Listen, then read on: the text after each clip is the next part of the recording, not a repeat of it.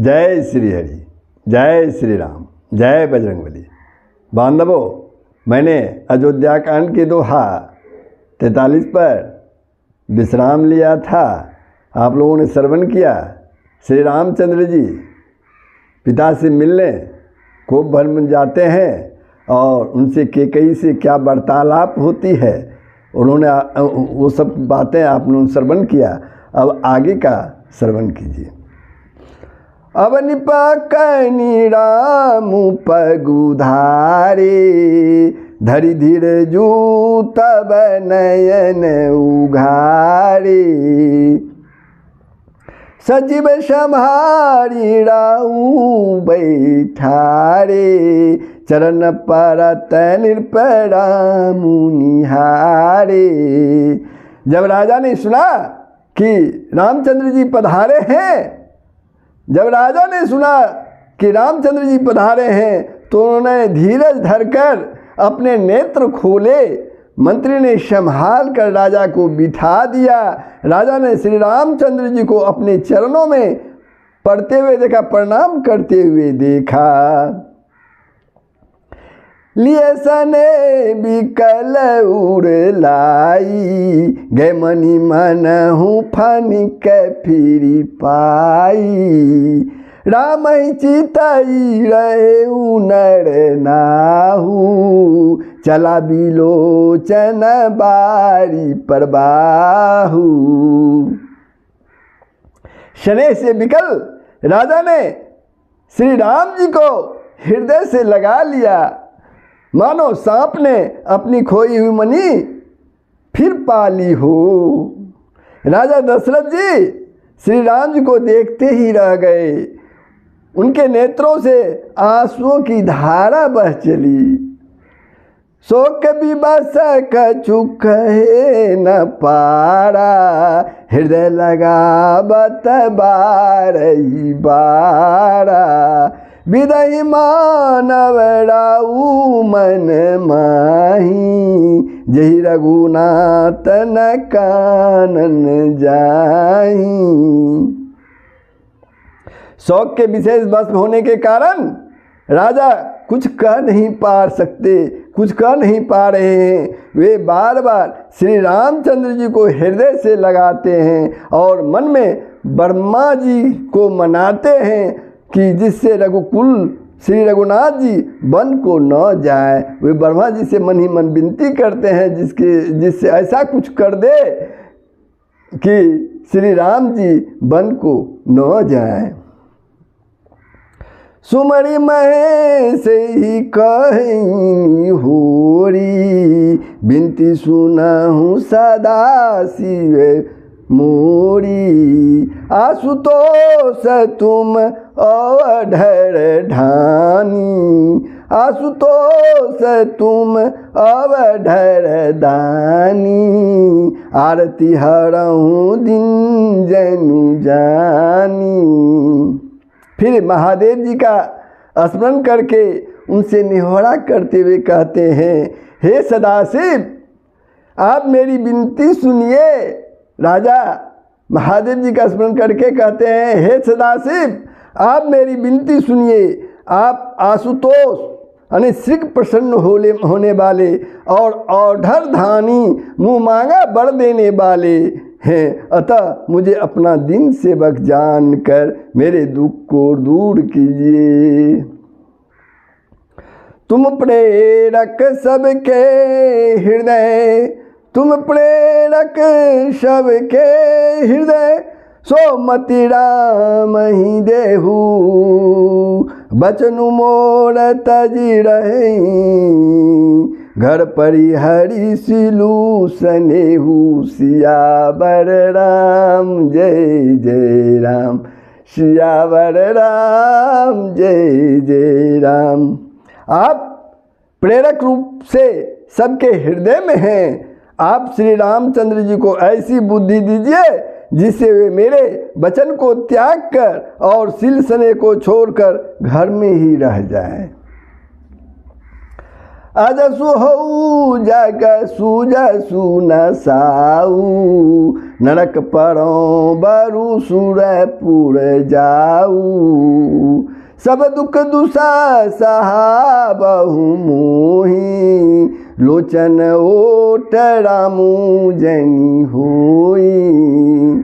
जगत में चाहे अबजस हो और सुजस नष्ट हो जाए, चाहे मैं नरक में गिरूं, चाहे मैं नरक में गिरूं या स्वर्ग चला जाए,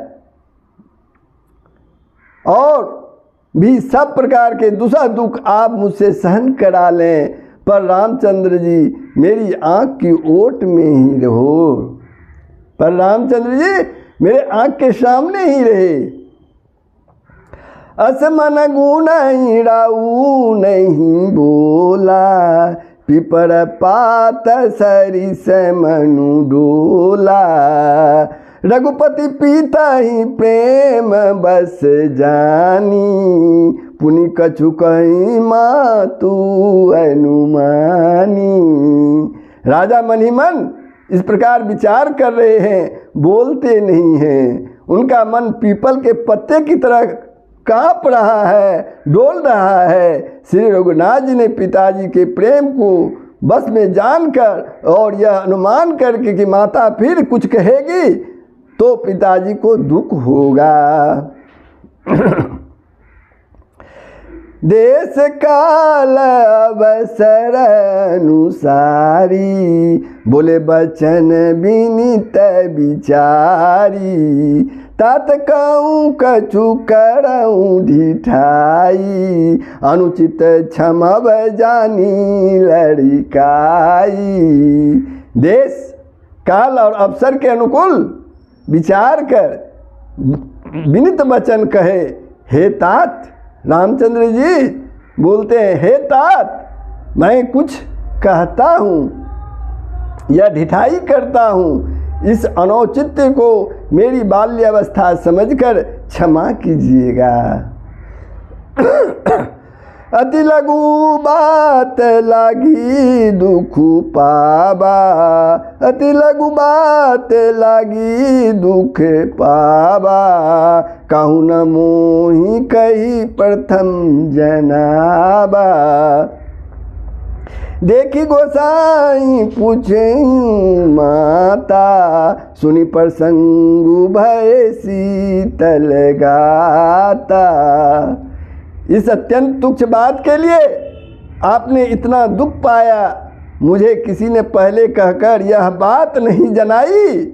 स्वामी, आपको इस दशा में देखकर मैंने माता से पूछा, उनसे सारा प्रसंग सुनकर मेरे अंग शीतल हो गए, यानी मुझे बड़ी प्रसन्नता हुई। श्री रामचंद्र जी कहते हैं, मंगल समय सने बस, मंगल समय सने बस, सोच परिहरियु तात, आय सुदेई हरसिहिए, कही पुलक के प्रभु गात, सियावर राम जय जय राम, सियावर राम जय जय राम।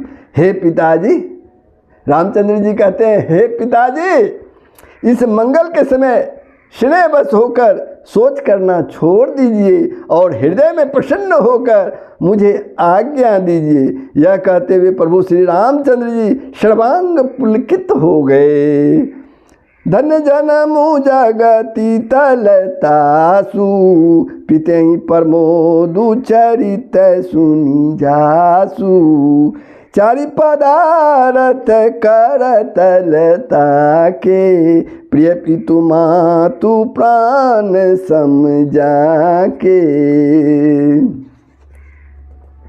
उन्होंने फिर कहा, इस पृथ्वी तल पर उसका जन्म धन्य है। श्री रामचंद्र जी ने फिर कहा कि इस पृथ्वी तल पर मेरा जो जन्म है इससे मैं धन्य हूँ, जिसके चरित्र सुनकर पिताजी परम आनंद हो, जिसको माता पिता प्राणों के प्रिय समान, प्राणों के समान प्रिय हैं। चारों पदार्थ अर्थ धर्म काम मोक्ष उसके करतलगत यानी मुट्ठी में रहते हैं।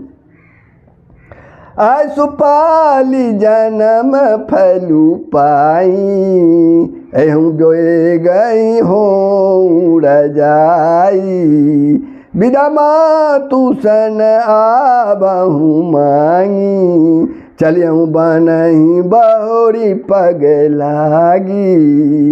आपकी आज्ञा पालन करके और जन्म का फल पाकर मैं जल्दी ही लौट आऊँगा, अतः कृपया आज्ञा दीजिए। माता से विदा मांगाता हूँ, फिर आपके पैर लगकर प्रणाम कर वन को चलूँगा।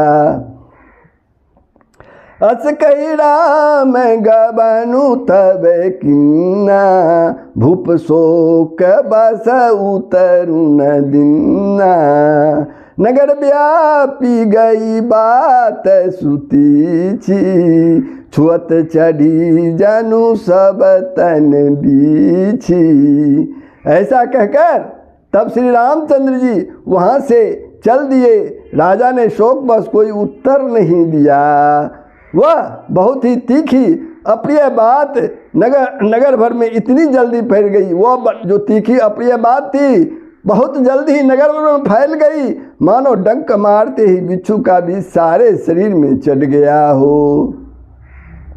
सुनी भय विकल सकल नर नारी, बोली बेटा पैजिमी देखी दवारी। जो जन सुनई धुनई सिरु सोई, बर विषादु नहीं धीरजु होई। इस बात को सुनकर सब स्त्री पुरुष ऐसे व्याकुल हो गए जैसे वन में आग को देखकर बेल और वृक्ष मुरझा जाते हैं। जो जहाँ सुनता है वहीं सिर धुनने लगता है। बड़ा विषाद है, किसी को धीरज नहीं बनता। मुख सुखाई लोचन सर्वही, शोकुन हृदय समाई।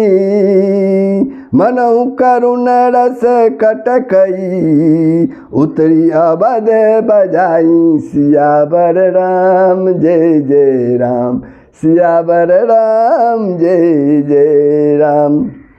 सबके मुख सूख जाते हैं, चेहरा मलिन हो जाता है, आंखों से आंसू बहने लगते हैं। शोक हृदय में नहीं समाता, मानो करुणासर की सेना अवध पर डंका बजाकर उतर आई हो। सारे नगरवासी के चेहरे मूर्छित हो जाते हैं, सभी के आंखों से आंसू लगातार बह रही है।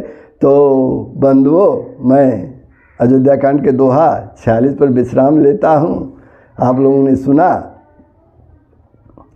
और राजा रामचंद्र जी अपने पिता से कहते हैं, इससे बड़ा सौभाग्य मेरा क्या होगा कि पिता की आज्ञा का पालन करूं। तो पिता को धीरज बनाकर प्रणाम करके आगे बढ़ते हैं कि मैं माता से आज्ञा लेके आ जाऊं, फिर आपको प्रणाम करके वन में चला जाऊं। यह खबर जो है पूरे नगर भर में फैल गया। सभी नर नारी के चेहरे मुरझा गए और आंसुओं की धारा बहने लगी, लेकिन कोई कुछ कर नहीं पा रहे थे। तो बंधु, एक प्रसंग कैसा लगा कमेंट के माध्यम से ज़रूर बताएंगे। साथ ही शेयर के माध्यम से दूसरों को भी श्रवण करने के लिए प्रेरित करेंगे। साथ ही बंधु, अगर दिनेश की वीडियो 49 या दिनेश रामायण प्रेमी के वीडियोज़ 49 को सब्सक्राइब नहीं किया तो अवश्य सब्सक्राइब कर देंगे। जय श्री हरि, जय श्री राम, जय बजरंगबली। सबका कल्याण ही होगा, पूरे विश्व का कल्याण होगा। जय।